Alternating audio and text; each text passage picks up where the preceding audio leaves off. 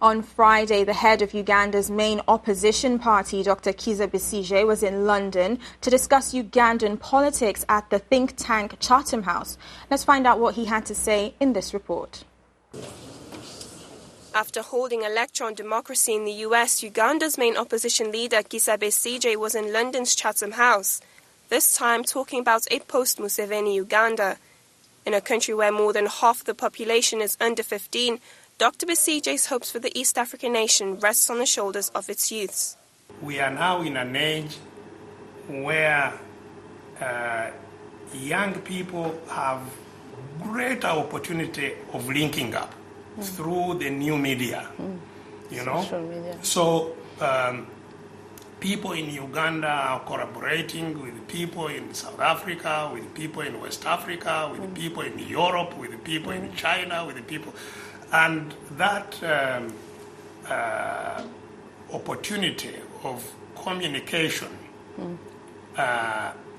is an opportunity that we can and should build on to make sure that our young people have the right information, because this liberation process is actually one that starts with the mind. We have been passing on wrong information to our people because of the minds that we have ourselves. Although outside of Uganda, Kizza Besigye is not a free man.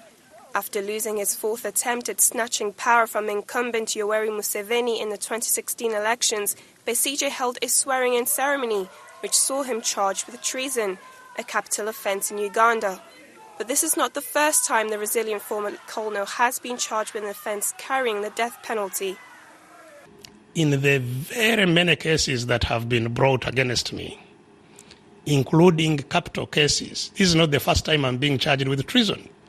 In 2005, I was charged with treason, with terrorism, or capital offences attracting death, with rape, another capital offence attracting death, and with illegal possession of guns and so on. I've been charged with many cases.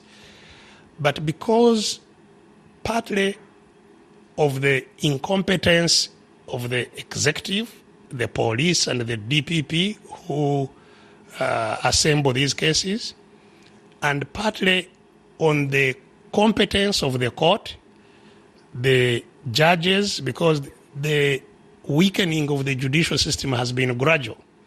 In fact, it is following those cases that the courts were attacked, and that judicial officers were harmed. So the loss of independence of the judiciary has been progressive, but I have been lucky so far that in all the cases that have been brought against me, I have never had to defend myself. They fall by the wayside because of inadequate evidence that can hold what they call a prima facie case, and a case that one may respond to.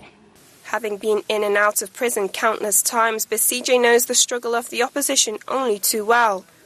Though he is fighting what seems like a losing battle, Kizza Besigye remains optimistic for the future of the great nation of Uganda. Self-limiting.